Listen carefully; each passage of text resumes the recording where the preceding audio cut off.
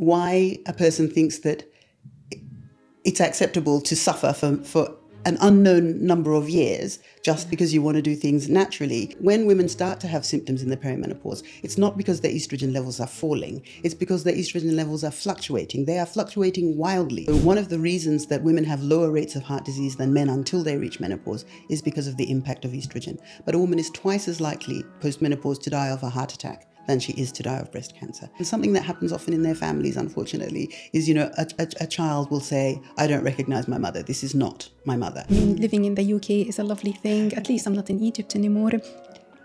But, here's brain fog again. Welcome to the Visionary podcast, where we discuss science, medicine, physical health, and mental well-being. Dr. Nneka Nwokolo, you have spent over 20 years as an NHS consultant, and you have worn so many hats. You are an HIV specialist, a sexual health expert, and a menopause doctor.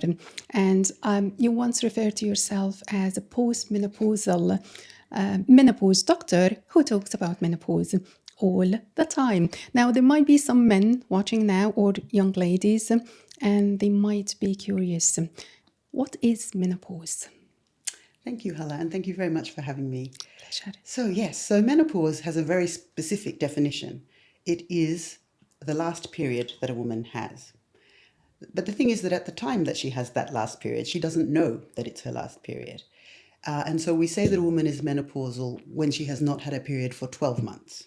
All right, this is a simple definition. Now, I read the term perimenopausal, and this usually flies under the radar. How is it different from menopause?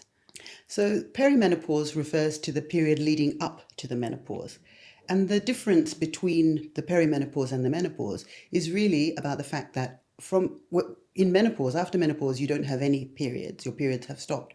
Whereas in the perimenopause, particularly in the early perimenopause, you're having regular periods in the beginning, but then they become gradually less and less regular, but you are still having periods.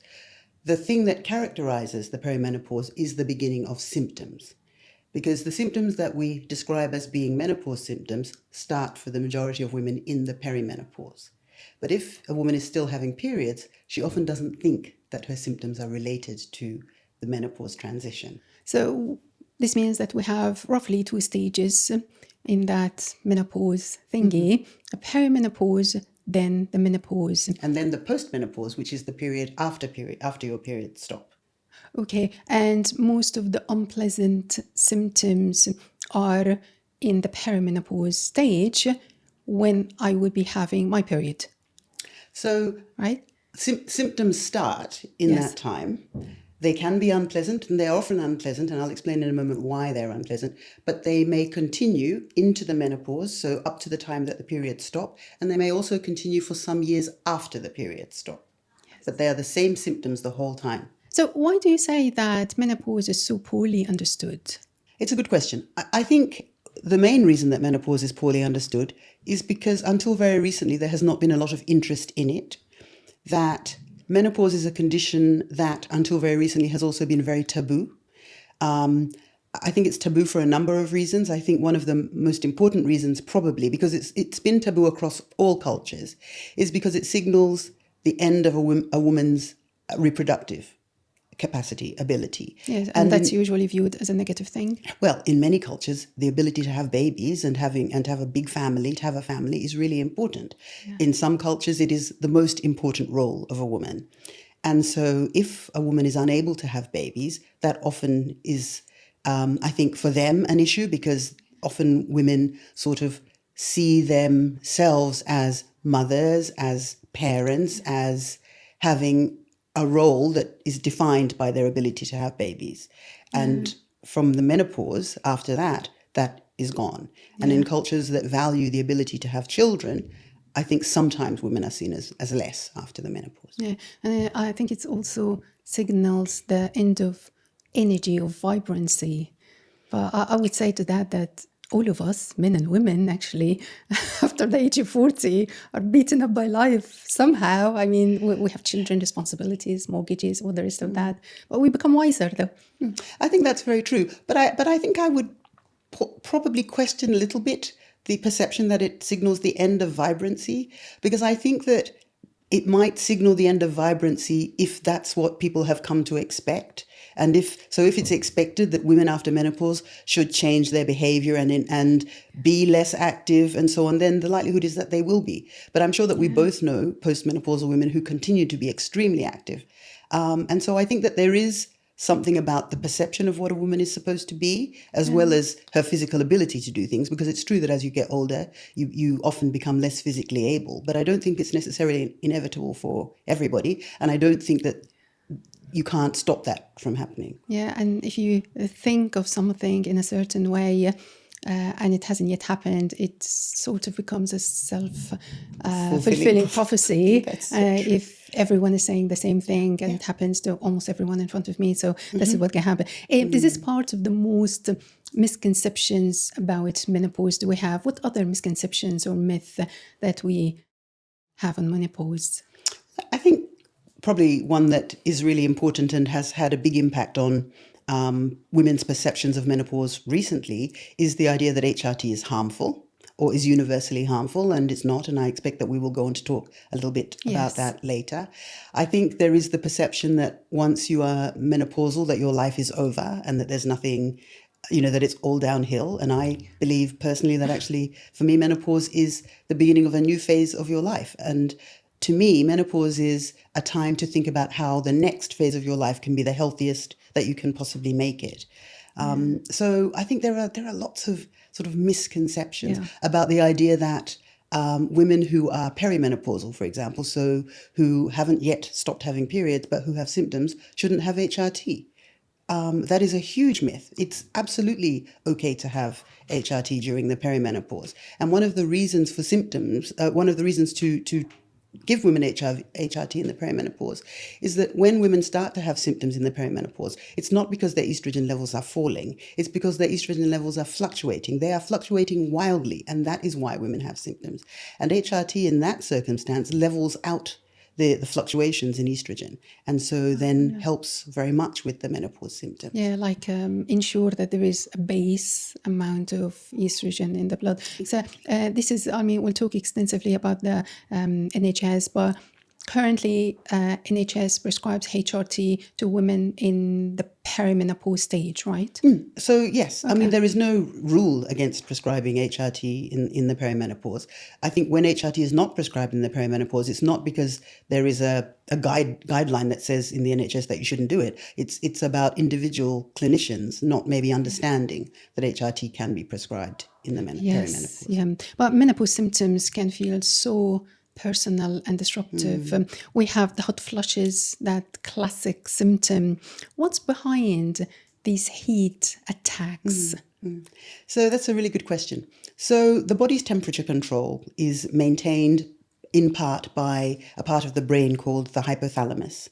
And the hypothalamus has nerve cells in it that are very sensitive to estrogen. And when estrogen levels start to fall, there are nerve cells in the hypothalamus that normally are controlled by adequate levels of estrogen. And when estrogen levels fall, those nerves stop. The estrogen control disappears. And so what happens is that causes the thermostat in the body to be dysregulated. And so what happens then is that the body then is not able to control its internal temperature the way that it usually is. And so it perceives itself as being hot. Yes. And the sort of flushing and sweating that happens is the body trying to control the temperature. So I guess the thermostat in the body is set higher when estrogen isn't there anymore to control these nerves. And so because it's set higher, the body then tries to control the temperature because it feels as if, I suppose the sort of medical way to describe this, or the way to describe this that correlates with illness, is that it feels as if the body has a fever. Yes. And the natural instinct of the body, if you have a fever, is to do things to control the temperature. And that involves the blood vessels dilating, so getting wider, and sweating, and to reset the temperature. And that's what happens during hot flushes. And so restoring the estrogen then goes helps the body to control these hyperactive nerves in the hypothalamus. And so it restores the settings of the temperature control. Hi, I'm Hala, your host today. If you're enjoying what you see, please hit that lovely subscribe button. It will mean a lot to us. Or maybe a small podcast now, but with your support, we can build this channel together, one step at a time. Thank you so much for being part of it. Talking about the symptoms, I know it must be relative and personalized to every woman. At what age, roughly, should we expect these symptoms, especially the hot flushes? So, okay, let's just think. So the average age of menopause for Caucasian women is said to be about 51, but there is a range which is between 45 and 55. So menopause, stopping your periods between the ages of 45 and 55 is normal. But there is definitely a sort of ethnic difference in the age of onset of menopause. So in South Asian women, the average age of onset of menopause is about 46. So the range would start early. Well, the lower limit of the range would start earlier, and the upper limit might be earlier than for the average Caucasian women. In African women, it's about 48. So there's a big range. But that refers to when periods stop. But remember I told you that the perimenopause was the time that symptoms start before your periods actually stop. Those symptoms can start several years before your periods actually stop. And so symptoms sometimes can start as early as the 30s. And when you're kind of 35, 36, 37, menopause is not something that you're thinking about. Yes. So when you start to have symptoms that if you were older, people might think, oh, maybe you are approaching menopause. When you're in your 30s, that doesn't cross your mind. You think, oh, there must be something wrong with me. I'm not well. But so it is important that women recognize that sometimes symptoms of the menopause transition may start much earlier than they expect. Yeah, and when I think of the symptoms that might hit me on menopause or perimenopause, I think of cognitive decline. I really, really don't like it. The forgetting things, the brain fog, so frustrating. Neurologically, what would be going in my brain at that time? That's a really good question. So the first thing to say is that there are estrogen receptors on pretty much every cell of a woman's body, and that is one of the reasons that there are so many different symptoms of menopause. So we talk about hot flushes because that's what most women will complain about, hot flushes, sweats, And I think it's so very on. distinctive as well. Absolutely. That when you start to have them, often the first thing people think about is, oh, this must be the menopause transition. But there are some women who don't have any hot flushes during the menopause transition, but they have other symptoms such as brain fog, such as changes in their skin, and so on. And so the reason that these symptoms happen is because all these cells depend to a certain extent on estrogen. And when estrogen is no longer being produced, they suffer from the lack of estrogen. And the brain really relies on estrogen. Estrogen is a really important hormone for brain function. And what happens during the menopause transition when you're having all of these fluctuations in estrogen is that the brain effectively doesn't know what to do. And so it tries to compensate for for the fact that it's lost estrogen and it's lost its fuel in a sense. But what happens over time is that it does compensate, and the nerve cells start to, the nerve pathways change, and the brain accommodates the fact that there is less estrogen, and eventually the symptoms of brain fog go away. So brain fog is not a permanent condition. It usually settles. Some women worry that brain fog is a precursor to dementia, or that if you have severe brain fog, you're more likely to develop dementia. This is not true. There is no relationship at all between brain fog and the development of dementia. And for the majority of women, regardless of what you do, whether you do anything at all, your brain fog will usually go away. So whether I take HRT or For not, most women, it will go. settle. Yeah. Okay, but it's not possible good to go through years of brain fog, right? And that is the thing. So there is fairly good evidence, and a lot of women who start to take HRT find that their brain fog does get better. So there is the school of thought that says for some women, oh, I'd rather just see things through naturally, and this is a woman's choice. Everyone should have the choice to do what they want to. But I would argue why a person thinks that it's acceptable to suffer for an unknown number of years just because you want to do things naturally and have your quality of life really badly affected, versus saying, well, I understand that this may help me, and after you've had an assessment and there's no reason for you not to have HRT, why would you not try? You have nothing to lose by trying, and it may significantly have a beneficial impact on your quality of life. I think we also get blindsided a little bit by brain fog and memory difficulties because they are not as much talked about as the hot flushes. But how can we connect the dots here? How would I know if I'm being perimenopausal versus having neurological issues? Is there a way to do this? So, I mean, often just thinking about your circumstances. So, for example, there are neurological conditions and other medical conditions that can cause brain fog, but usually they don't cause brain fog in isolation. So, for example, thyroid problems may be associated with brain fog. We know that COVID is associated with brain fog. So lots of sort of inflammatory conditions may cause brain fog. But, somebody who has brain fog from COVID will also have had other symptoms of COVID. If you have thyroid problems, you will also have other manifestations of that.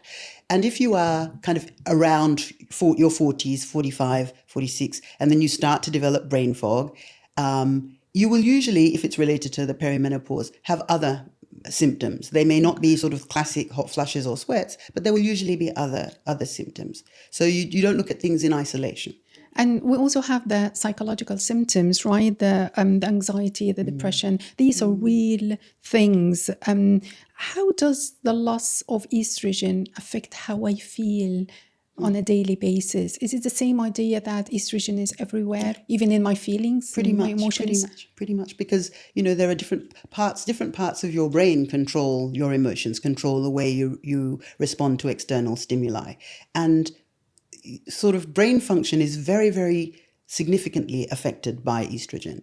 And during the menopause transition, these fluctuations in estrogen very often result in mood changes. A lot of women going through the menopause transition notice that their moods change. Anxiety becomes a big problem for many women, even women who are usually really confident, confident at work, doing all sorts of kind of stressful things. Super women. Having been able to manage these things really well, and then all of a sudden they become paralyzed by anxiety. They notice it, their families notice it, and something that happens often in their families, unfortunately, is, a child will say, I don't recognize my mother, this is not my mother. Or a husband will say, or, other partner will say, this is not the person I married or I've been with for a really long time, something is happening. And because menopause is not something that, it has started to be, because menopause hasn't traditionally been something that people talked about openly. Often the people in the family would have no idea what was happening to this loved one of theirs. But importantly, often women, because women haven't until recently been talking about this, often women wouldn't know what was going on. Mm-hmm. And women who don't have sort of classic menopause symptoms will often just not even think about menopause. I have patients who notice these problems with brain fog and memory and anxiety and so on, who thought, oh my gosh, I'm developing dementia, or I have a brain tumor, and they seriously believed that this was a problem. Yeah, I had my brain scanned. Did you? Yeah. Wow. 2 months ago, because I was totally convinced, 100% sure that my sleep problems were, maybe I'm a bit sensitive and maybe I have other things, but I was totally convinced this last summer that there must be something neurologically, there's something wrong in my brain. But talking about children and husbands now and the family situation, I'm just thinking between the ages of, roughly speaking, like I'm doing an estimated picture here, between 45 and 50, 55. This is usually a crucial time in a woman's life, as a wife, as a mother, as a daughter as well. Shifts in relationships, children growing and not becoming children anymore, flying out of the nest, caring for elderly parents. So it might affect us negatively somehow. But again, how would I tell? Is there a way to discern the difference between I'm depressed, I have proper depression, or is just these mood swings are due to being perimenopausal? Because I'm assuming that when I know what's going on, I will take different routes, right? Absolutely. It's a really good question. I think it's true that at this time of life, there are lots and lots of things that may be going on in a woman's life that may affect her outlook, may affect her mood, and so on. But the thing that the menopause transition often does is it amplifies those things, because on its own, menopause can cause these anxieties. But then if you have other problems going on, then it compounds them. And one thing that sometimes happens is a woman who maybe has never had a history of depression or anxiety before starts to develop these problems in the menopause transition. And if she doesn't recognize that it's more likely that it's the menopause causing this than that she has suddenly become depressed, especially if there's no reason for her to have become depressed, she will not say, oh, this might be the menopause. But unfortunately, also some doctors might think, oh, she's become depressed and give her antidepressants. The reality is that the reason that she has these symptoms is because she's having problems with her estrogen production. And so the answer is to replace what she's not producing anymore. And so, but there are lots and lots of women who are started on antidepressants when actually their problems would be solved by, or at least be helped significantly by HRT. Yes. And why does menopause wreak havoc on sleep? So, I mean, there are several reasons. The first is that this temperature control mechanism that I talked to you about, the fact that it's kind of not working anymore, that it's out of whack, may interfere with sleep, because if you're waking up several times a night, sweaty and hot and soaking the bed and... Yeah, I would be sweaty here. Really? Why would I get Well, sweaty? It's funny. Well, you wouldn't think that there are glands here anyway. I mean, there are sweat glands everywhere, but it's very interesting. I mean, when we were talking earlier, you mentioned sort of hot flushes just in your face, but there are some people in your head, like and some putting people. my brain in an oven. So some people say that that's what they experience. Other people feel them in their chest. Other people, I know someone who feels them in her legs. It's really weird, and I have no explanation for it except for the fact that people are different. But the sleep issue, so it can be because of hot flushes. It can also just be because of the changes in the brain may affect the centers that are involved in sleep. The other thing that happens very often is women start to develop urinary problems because the lack of estrogen also affects the genital tract and the bladder. And so women often start needing to wake up at night to go to the toilet, to pee. And they may need to do this several times a night. And that also interferes with sleep. So there are lots and lots of things. The anxiety that people experience may interfere with sleep. So there are many indirect things that are related to the menopause that can cause a problem with sleep. Yes. And the statistics are startling here. Heart disease is a leading cause of death in women, and the risk increases dramatically after menopause. I want to unpack this one, please. Do we get heart diseases because of the direct consequences of menopause, like the low estrogen, or is it simply due to the aging process? I think that it is both. I think there is evidence that it's both. So we know that heart disease becomes more common in both men and women as they get older. Changes in cholesterol, deposition of cholesterol plaques, and all of that happen as you get older. But the thing about menopause and estrogen is that estrogen is a highly anti-inflammatory hormone. And so one of the reasons that women have lower rates of heart disease than men until they reach menopause is because of the impact of estrogen. So estrogen has an impact on cholesterol. It increases HDL, good cholesterol, and reduces LDL, bad cholesterol. It helps in the production of a chemical called nitric oxide, which is important for the function of blood vessels, so to keep them open. And it has a direct anti-inflammatory antioxidant effect. And so when blood vessels lose the effects of estrogen, then there is a predisposition to the development of heart disease. But after the menopause, when women are no longer producing estrogen, rates of heart disease go up to levels that are as high as, and sometimes higher than in men. And this is something that women are not aware of. Women are really worried about breast cancer. And they should be, because breast cancer is very common. But a woman is twice as likely post-menopause to die of a heart attack than she is to die of breast cancer. And women do everything they can to try to prevent the risk of breast cancer and are completely unaware of the fact that they also need to do things to reduce their risk of heart disease. Yeah, so we all get older, we're all gonna age, but it's a double whammy for women when it comes to cardiovascular health. And weight gain, this hits close to home for many. I read online women saying that I haven't changed my habits, but I'm still gaining weight. What is a connection between hormones and more fat on my hips? So just thinking about weight gain generally. So weight gain happens as people get older. We know that as in general, as people get older, and this is the case for both men and women, and you see it by default. Just generally, your metabolism changes. You generally become less active as you get older. True. So even if you've been eating the same way your whole life, as you get older, it's a common thing. I mean, a commonly recognized thing that you will gain weight unless you specifically do things to counter it. But in general, if you just leave things, you will generally gain weight. The time around menopause, as you said, women also often notice that they gain weight. But some women don't gain weight in terms of the fact that their weight on the scale changes. But what they often notice is that there is a redistribution of fat, and you mentioned this. So women who have been naturally slim all their life suddenly notice that they start to develop a tummy. And that may be associated with actual physical weight gain on a scale, but often it's just associated with changes in the way, or with a difference in the way their clothes fit, because they've started to develop a tummy. And that correlates, research suggests, often with diet, but with changes in the microbiome. So the collection of microorganisms that live in the gut that we used to think didn't have any function, but that we now know have a significant impact on our life, on the functioning of our brain, on our mental health, and on the way, the potential for developing long-term chronic conditions like heart disease. So there are organisms, bacteria and other organisms that live in the gut that are highly sensitive and dependent on estrogen. And they, I talked about the fact that estrogen is associated with a lower risk of heart disease in women while they are premenopausal. Some of that lower risk of heart disease is related to these organisms in the gut that depend on estrogen.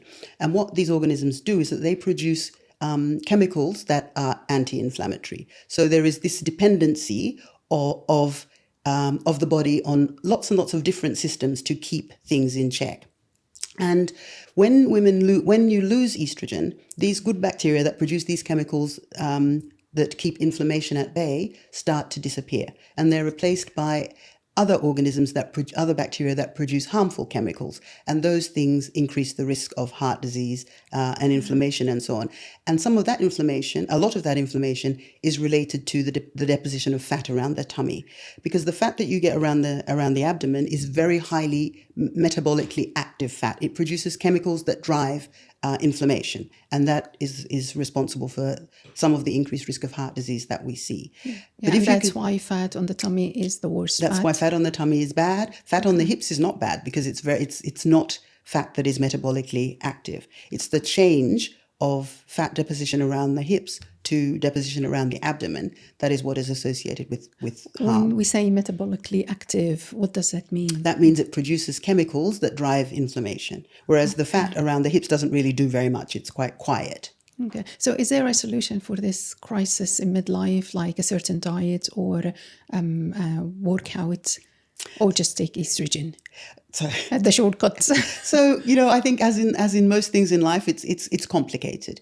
I think what one tries to do, or what one would want to do, is to find a way to change what's going on in the gut, to reverse the effects of these bad bacteria that are driving inflammation, and find a way to replace those bad bacteria with good bacteria. It's not, and that can be done to a certain extent with diet. So eating a diet that supports the production of these good bacteria, that supports these good bacteria to behave the way that they should. So a diet that is high in fiber, a diet that is high in anti-inflammatory substances. So eating a diet that has colored fruit and vegetables. There's this saying that you should eat the rainbow, because that gives you these chemicals that are anti-inflammatory. Having a diet full of nuts and seeds, again, because those things are very beneficial for the bacteria in the gut. So changing your diet to that kind of diet, if you don't have a diet like that, is really important. Exercise in general is very good. I don't think that there is any real evidence that there is a particular kind of exercise that helps you get rid of belly fat. Some of the development of fat around the abdomen is genetic. I think often it's helpful to look at your female relatives to see what they look like. There are some women who are just naturally curvy. Yeah. No matter what I do, I can't be any slimmer. And I think sometimes we have to accept that there are some things about ourselves that we cannot change. But what we can do is try to live a healthier life. Avoid smoking. Avoid drinking too much alcohol. eating a healthy diet. Exercise is really important. It's important just generally for overall well-being. It's very important for mental health. And it's important for heart health. So doing the things that will help us to live a healthy life, regardless to a certain extent of how we look, as long as we're doing those things, I think that they are definitely helpful. And HRT also plays a role. I would like to just say something quickly about HRT, because I think there is this thought that if you take HRT, then everything will be perfect. I don't think that that's true. HRT works wonderfully for most women to relieve symptoms. That is the main reason that women choose to have HRT. But it also has other benefits, as we've sort of just discussed. Improvements in heart health and so on, brain fog, that kind of thing. But the majority of women in the world who live into old age, when you think about it, have never taken HRT. Most women do not take it. Because they have good genes. And genes, unfortunately, is something you can't, fortunately or unfortunately, you can't do anything about. But they live a healthy lifestyle. They walk, you look at cultures where people live to old age. People are active into old age. Traditional cultures. They don't, they don't eat a highly processed diet. They eat from the land. They just remain physically active. They're surrounded by family.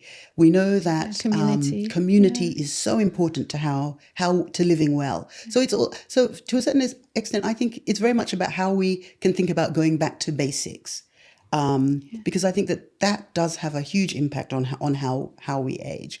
And HRT is really, really important, but I think we shouldn't think of it as, if I just take HRT, then I can just live how I like because HRT will save me. I don't believe that that's true. Now I believe that. After taking HRT, I shared with you my personal experience with HRT. I started only a month ago, and I had struggled with hot flushes for 3 or 4 months. They kept increasing in intensity and in frequency, almost every 15, 20 minutes.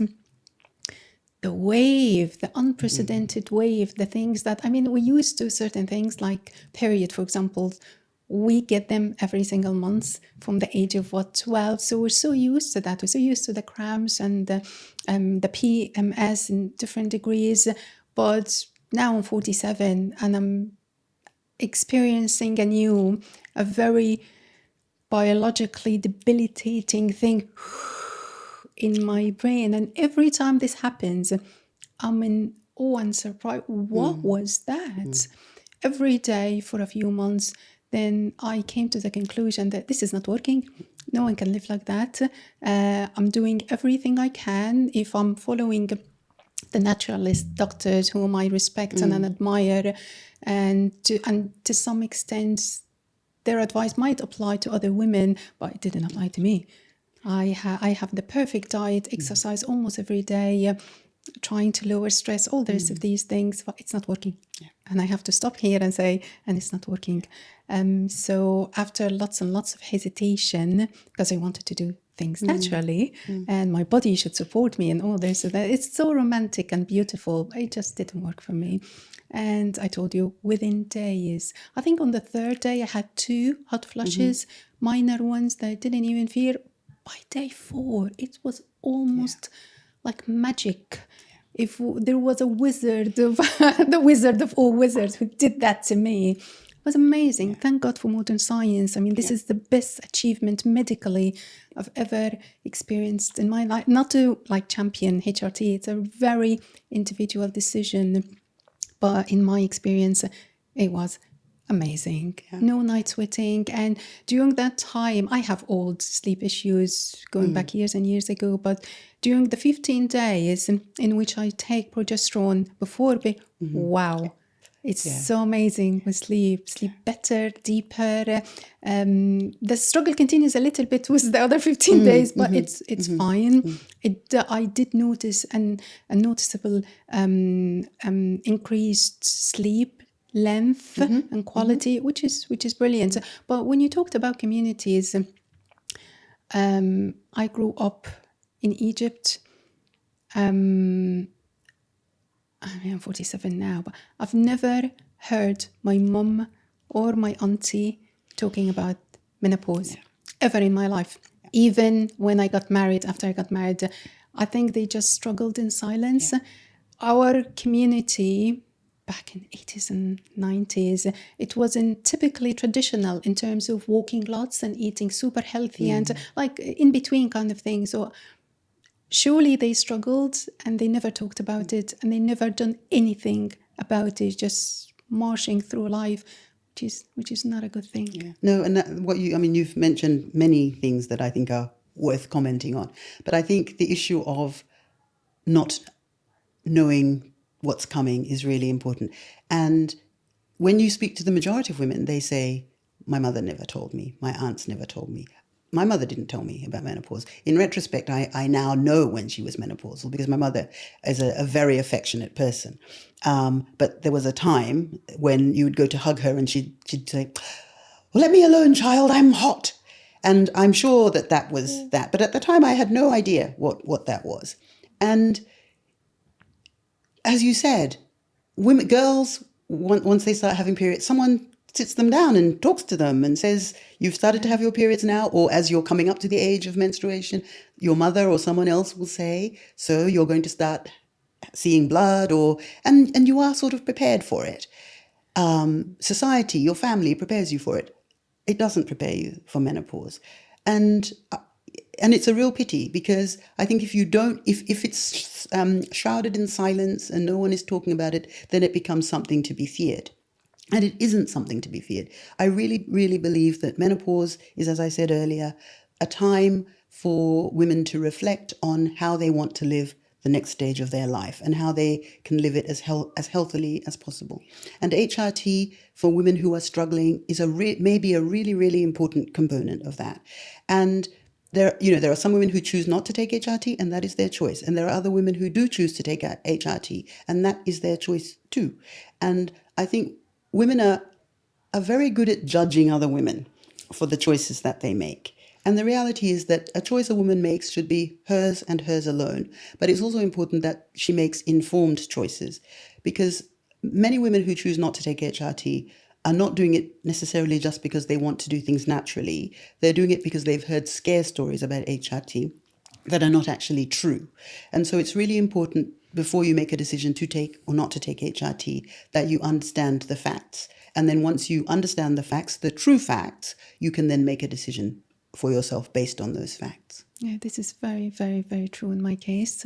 And I would describe myself as someone who's medically informed or know one thing or two, but still I didn't think, even 1 year ago, I wasn't fully informed. I only started after of course I was struggling with hot flushes, and I thought, okay, how I'm going to deal with this in a very primitive way. Stop wearing coats, stop wearing a shirt and you'll be fine. And this is what I was doing. Didn't help that much, to be honest. Always have the windows up to have fresh air, cool air. I mean, living in the UK is a lovely thing. At least I'm not in Egypt anymore. But, here's brain fog again. But, at certain points that wasn't working anymore. Now, I was going to mention something.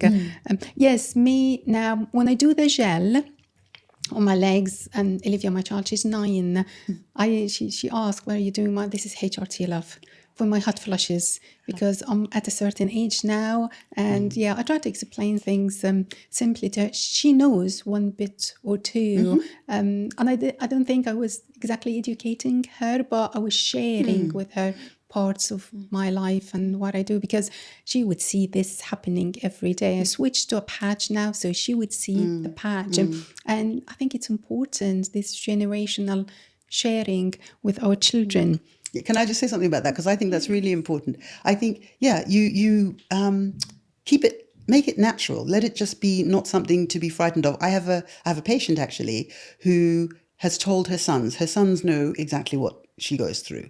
And she says, this is because I want, when you have a wife, that you understand what she might go through. And they know everything about menopause, and they know about HRT, and they know what their mother has gone through. And I think it's really, really important that boys and men understand what happens to women.